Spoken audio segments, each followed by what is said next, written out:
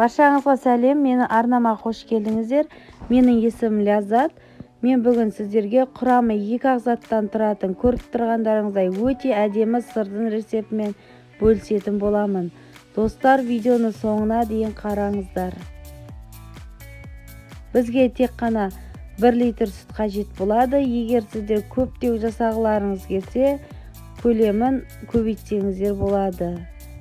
Мен 1 литр сүт қолдандым, оны қазанымызға құйып қыздырамыз. Яғни біздің сүтіміз қайнаған кезде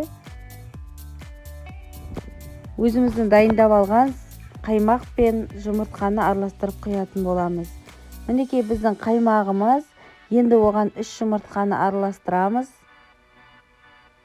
Одан соң тұз қосып, үшеуін жақсылап араластыратын боламыз. Оған шейін біздің сүтіміз қайнап пісе бастайды.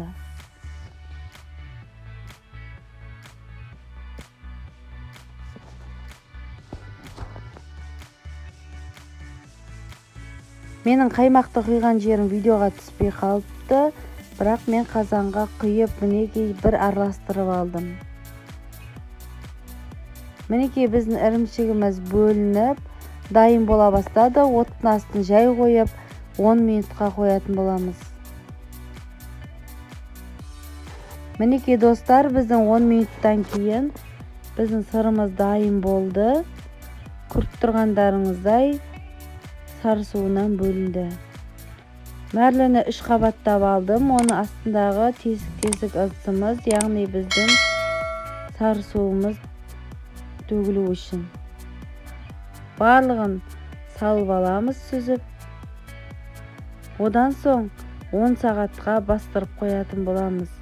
Ауыр затпен бастырған дұрыс. Мен сұйық маймен, 5 литрлік сұйық маймен бастырдым.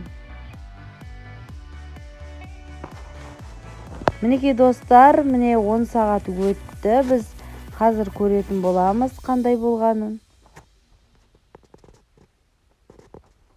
Көріп тұрғандарыңыздай бәрі біріккен, бір күйін сақтап тұр. Енді сіздерге кесіп көрсететін боламын.